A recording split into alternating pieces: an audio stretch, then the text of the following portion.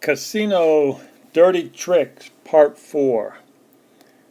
Today we're going to talk about the Snatch games of the 1970s.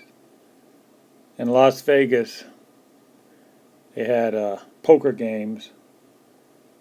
They were called Snatch games. And later on in the video, I'll share a story about the old Horseshoe poker room where Johnny Moss and Stu Unger used to hang out. But first, why don't we discuss the Snatch games. In the 1970s, the casinos did not really own the poker room game itself. The casino owners would lease out the room, and they'd usually rent out or lease the poker room to somebody who knew something about poker, and they had juice. And so the casinos didn't really care much about the poker room. They just took a lease from somebody with a lot of juice, and that's how it was. So the people who ran the poker room, they instructed the dealers, and they were pretty strong-arm tactics. But they told the dealers, you grab as much chips as you can. They would palm the chips after every pot was won. They would grab as many chips as they could, and the dealer would throw those down the box. That was the drop for the casino. And of course, they're only supposed to take 10% in these little small games, but the dealers, some of these dealers had some big hands, and they could grab up to 10 chips in their hand, and boom, boom, boom, it was dropped down the box, and it's called a snatch game. So the dealers were instructed by the wise guy owner of the poker room. You grab as many chips as you can, you put them in the box if you want to keep your job, and that's how it was done. So they called them the snatch game. If you were in the game, if you were playing poker and you went up to the boss and complained about this, they just showed you the door.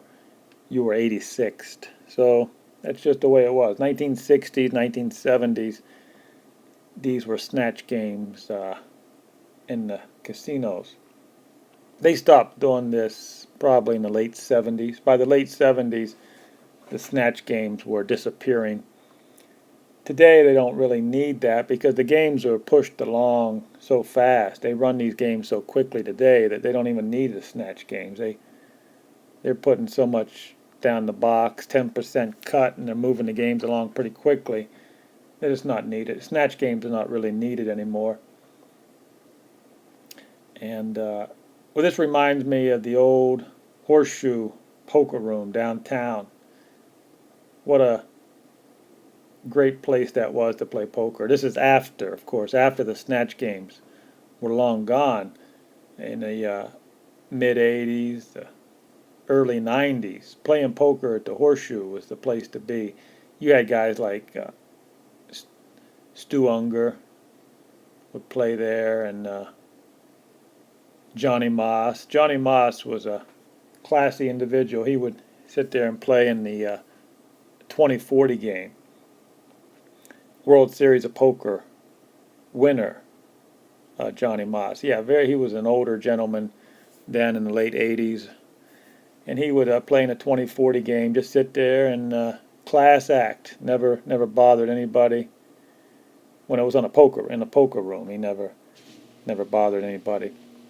Stu Unger, of course, would be on drugs half the time, and he would actually go up to the games and try to beg money from the poker players in the Horseshoe. Small game. It was Stu Unger, a great poker player, but that drug problem really took him down. The poker players at the Horseshoe used to get 3 meals a day. Yeah, if you play poker at the Horseshoe, they give you 3 comps a day. They took care of you over there. And if you got kicked out, if you were drinking too much, you got kicked out that night, no big deal. You come back tomorrow sober, playing again. Horseshoe was a class act. And then Jack Binion sold it, and that was history. Good day.